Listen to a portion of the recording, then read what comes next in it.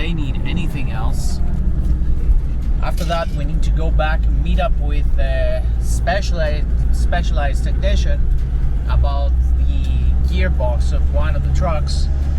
We need to get that fixed very soon because it was not in good condition. So we need to do that, and maybe somewhere in between have something to eat. Maybe.